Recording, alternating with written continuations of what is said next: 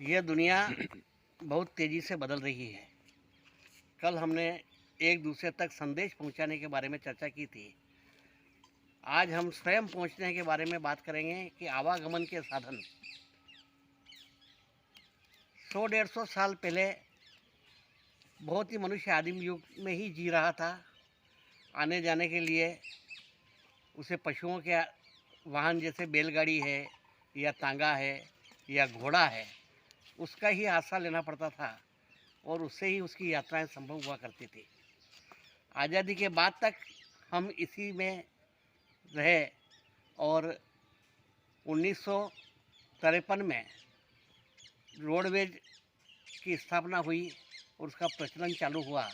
तो बसें, उससे पहले जो बसें थी वो हैंडल आगे घुमाना पड़ता था तब स्टार्ट होती थी या पीछे से धक्का लगाना पड़ता था। और इक्का दुक्का ज़िले में कोई दिखाई देती थी। जब रोडवेज की स्थापना हुई तब 1960 के दशक में रोडवेज चलती थी और उसका राष्ट्रीयकरण था। रोडवेज की बस के अलावा कोई बसें नहीं चलती थी और आने जाने के लिए अपने यहाँ पे भी जैसे स्टेशन में 1953 में जब हम स्टेशन पे जाते थे तो घंटाघर के यहाँ से तांगों में बैठ के जाना पड़ता था। तांगे चलते थे। आगे चल के तांगे बंद हो गए तो 3 पहिए के टेम्पो चलने लगे। वो टेम्पो में बैठते थे तो 50 पैसे में मंदसौर में कहीं पे भी पहुंचा जा सकता था। आज वो 50 पैसे 10 रुपये हो गए हैं और टेम्पो कभी से बंद हो चुके हैं। धीरे धीरे परिवहन ने प्रगति की। रोडवेज का बस स्टैंड घंटाघर के वहाँ हुआ करता था, फिर नेहरू बस स्टैंड बना, वहाँ पे प्राइवेट अलग हुआ, रोडवेज का अलग हुआ। उसके बाद में महाराणा प्रताप बस स्टैंड बना। तो जैसे जैसे विकास होता गया और मोटरसाइकिलें ये भी 60 के दशक में 70 के दशक में चालू हुई और पेट्रोल पंप तो नज़र ही नहीं आते थे। भोरों की दुकानों पर पेट्रोल मिलता था। किराने की दुकानदार भी घाट रेट पर पेट्रोल बेचते थे। साइकिलें ये भी एक बहुत से लोगों के बाहर थी। साइकिल लोग खरीद नहीं पाते थे तो साइकिल किराए से मिलती थी और साइकिल किराए की बहुत सारी दुकानें हुआ करती थी और लोग बहुत लंबी दूरियां 150 किलोमीटर की साइकिल से दूर तय किया करते थे। उसके बाद में रोडवेज जब चल रही थी तो राष्ट्रीयकृत था। कोई भी प्राइवेट बसें इन रूट पे नहीं चला पाते थे। 70 के दशक में राष्ट्रीयकरण समाप्त हुआ और माणकलाल मोतीलाल अग्रवाल की बसें, आज़ाद बस शांतिलाल की, रातड़िया जी की बसें, ये सब बसें राष्ट्रीयकरण ख़त्म होने के बाद में सड़कों पे दौड़ने लगी। चंपक, साबरमती, लीलैंड, ये सब बसों के नाम सभी को शुरू शुरू में मालूम पड़े कि ये बसें चलती थी और इक्का दुक्का प्राइवेट बसें चलती थी। परिवहन की व्यवस्था पर्याप्त नहीं थी।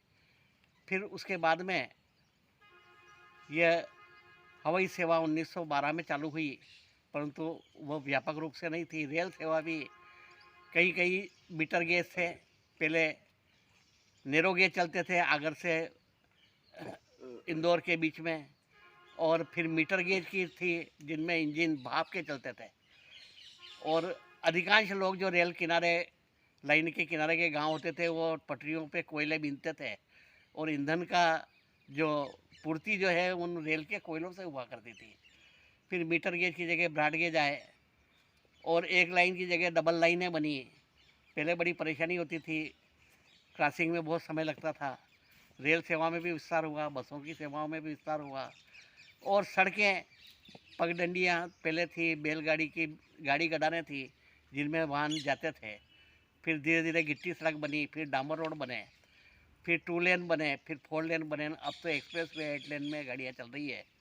इस प्रकार से 100 साल हमारे परिवहन को विकसित हुए हुए हैं और सीमेंट रोड और डामर रोड, 4 लेन, एक्सप्रेस वे, सभी साधन हमें उपलब्ध है।